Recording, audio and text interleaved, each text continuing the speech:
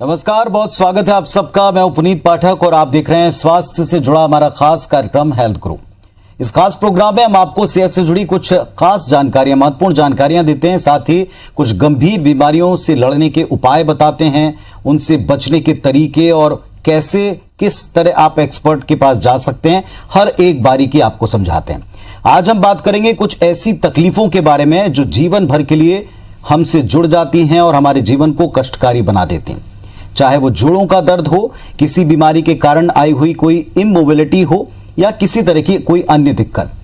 विभिन्न कारणों की वजह से हमारे शरीर के कुछ हिस्से अक्सर बीमारियों के बाद जब काम करना बंद कर देते हैं तो बड़ी घबराहट होती, बॉडी पैरालाइज हो जाती है और ऐसे में इंसान को सालों साल बिस्तर पर पड़े रहना पड़ता है, जो किसी भारी दिक्कत से कम नहीं। तो आज का ये जो हमारा खास एपिसोड है, इन्हीं परेशानियों से हम कैसे उबर सकते हैं, इससे कैसे निजात पा सकते हैं, इसके बारे में शुरू करते हैं आज का हेल्थ गुरु।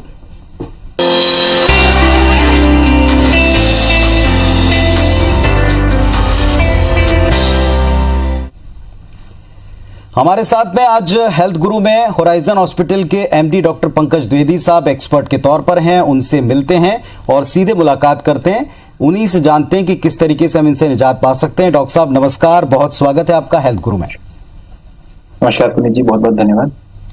डॉक्टर साहब, सबसे पहले शुरुआत हम करते हैं जोड़ों के दर्द से। जोड़ों का दर्द, गठिया, अक्सर लोग इसे एक ही समझते हैं।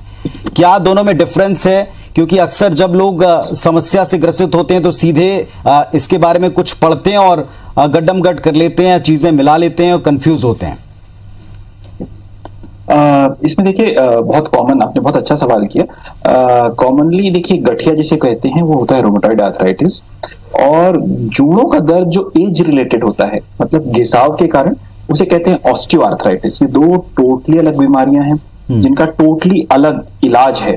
तो सेल्फ डायग्नोसिस ना करें, अपने डॉक्टर से मिलें और वो आपकी मदद करेंगे डिफरेंशिएट करने में कि ये ऑस्टियोआर्थराइटिस है यानी एज रिलेटेड जोड़ों का घिसाव, या ये रूमेटॉइड आर्थराइटिस है मतलब आपका ही शरीर एक्टिव होकर के आपके ही साइनोवियल जॉइंट्स, मतलब वो जॉइंट जिनमें लुब्रिकेशन रहता है, उन पे हमला कर रहा है। मैं जल्दी से आपको कुछ टिप्स दे देता हूं, खुद आप फर्क समझने के लिए।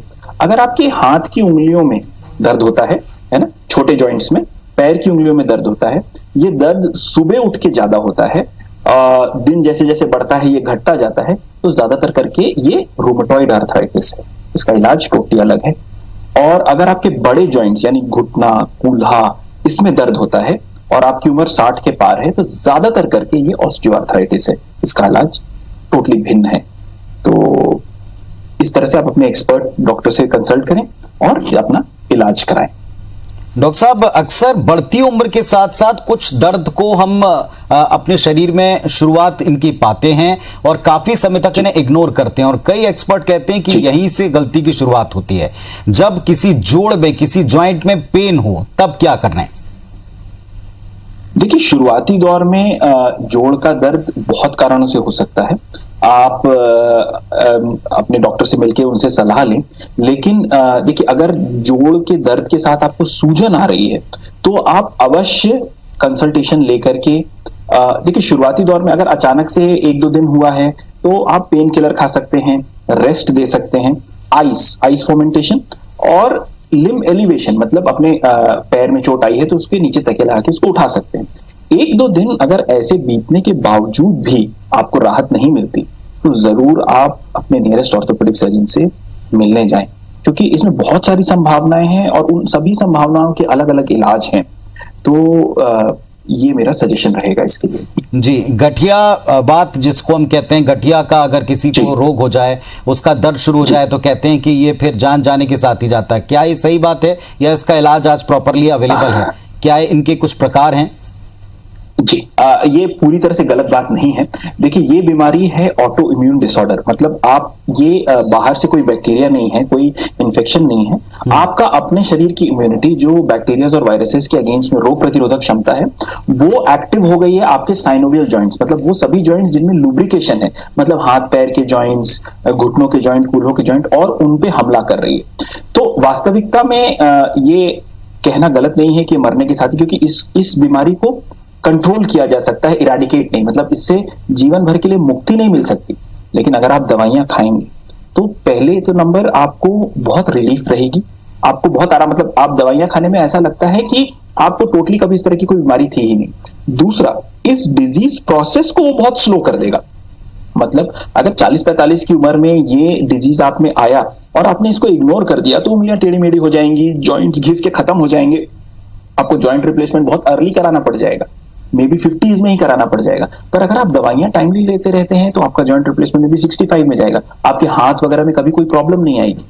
तो ये ट्रीटमेंट लेने से आप एमिलियोरेट कर सकते हैं, मतलब इस बीमारी के असर को अपने ऊपर बहुत ड्रास्टिकली घटा सकते हैं। आर्थराइटिस के बारे में काफी कुछ भ्रांतियां भी हैं और आजकल लोग थोड़ा सा इसको लेकर पढ़ते भी हैं, सजग भी रहते हैं और कई दफा डॉक्टर के पास पहुंचने से पहले ही कुछ मन बनाकर जाते हैं। थोड़ा इसके बारे में बताएं सर, इसकी शुरुआती लक्षण क्या है और कब फौरन आपको डॉक्टर के पास अप्रोच करना चाहिए? देखिए, ऑस्टियोआर्थराइटिस के बारे में आप बात कर रहे हैं जब एक उम्र बीतने के बाद में भी 55-60 और नेचुरल घिसाव, वियर एंड टेयर, जैसे एक गाड़ी के चक्के घिस जाते हैं वैसे ही हमारे जॉइंट्स का घिसाव हो जाता है, नेचुरल वियर एंड टेयर हो जाता है।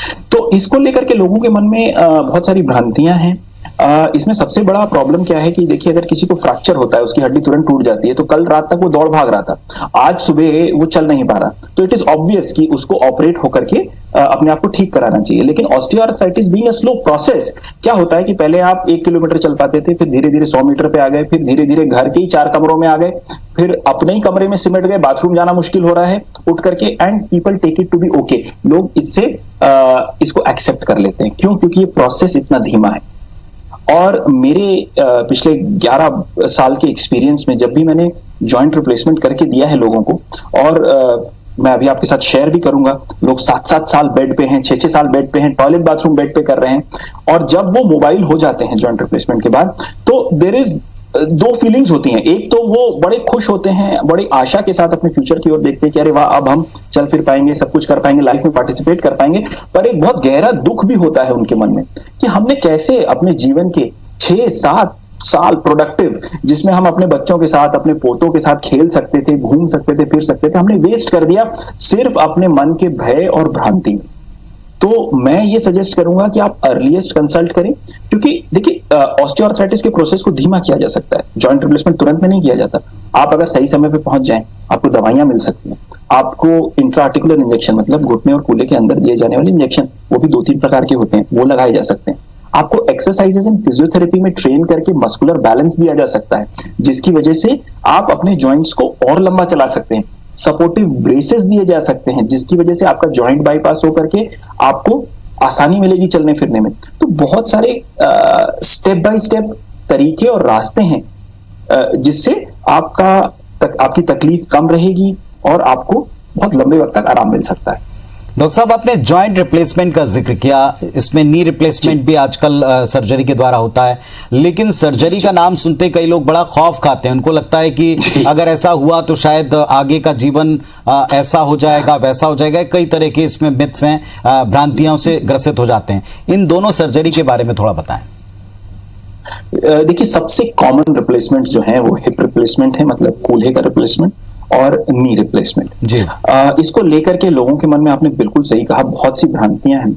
और जैसा कि मैंने आपको बताया और मैं आगे केसेस शेयर भी करूंगा बहुत डिफिकल्ट रिप्लेसमेंट्स के, कि this is a very successful surgery. मतलब आज हमें करीब वर्ल्ड वाइड रिकॉर्ड आप देखेंगे तो 50 साल से ऊपर का होता जा रहा है। जिन जॉइंट्स को हम यूज कर रहे हैं इस समय, टाइटेनियम या कोबाल्ट क्रोमियम, इनकी हमारे पास ट्रैक हिस्ट्री 25-25 साल की एक रजिस्ट्री है। मतलब एक कॉन्टिनेंट से जब रजिस्ट्री खुलती है तो 20 साल 25 साल की लॉन्ग टर्म स्टडीज है। This is a very successful, very successful surgery, और ये लाइफ ट्रांसफॉर्मिंग सर्जरी है। दुख की बात ये है कि हमारे पास लोग, हमारे परिवेश में, भारतीय परिवेश में लोग बहुत खराब होकर के आते हैं। मतलब जब तक वो धीरे धीरे करके, मैंने जैसे कहा कि पहले 100 मीटर, फिर धीरे से अपना घर में भी फिर अपना कमरा, फिर अपने कमरे से सिर्फ बाथरूम जाने लायक, और फिर जब वो भी छूट जाता है या वो भी मुश्किल हो जाता है या उसको कराने वाला कोई नहीं रह जाता घर पे, तब लोग आते हैं हमारे पास, और तब भी हम रिजल्ट डिलीवर करते हैं। लेकिन तब तक में उन्होंने अपनी जिंदगी के बहुत सारे प्रोडक्टिव 5 साल 6 साल गंवा चुके होते हैं जी। तो मैं चाहता हूं कि आप, जैसे कि अगर आप आज कहें कि कैटरेक्ट से कोई अंधापन झेल रहा है ना, और ऑपरेशन नहीं करा रहा क्योंकि उसको डर लगता, लोगों को लगेगा ये क्या पागलपन है, राइट। आज के दिन कैटरेक्ट सर्जरी इतनी सरल और सुलभ हो चुकी है कि उसका फायदा ना उठाना बेवकूफी है। वैसे ही आज के दिन मोबिलिटी, रिस्टोरिंग मोबिलिटी ना करके, जो हम प्रोग्राम रन करते हैं अपने हॉस्पिटल में, वो ना करके, जॉइंट रिप्लेसमेंट ना करा करके ऑस्टियोआर्थराइटिस से परेशान होकर के अपने घर, अपने कमरे में बन जाना, ये सिर्फ मूर्खता है। बहुत सारी उम्मीद बंधी होगी आपकी इन तमाम बातों से, और बहुत सारे दिमाग के जाले जो हैं थोड़े साफ होंगे डॉक्टर साहब।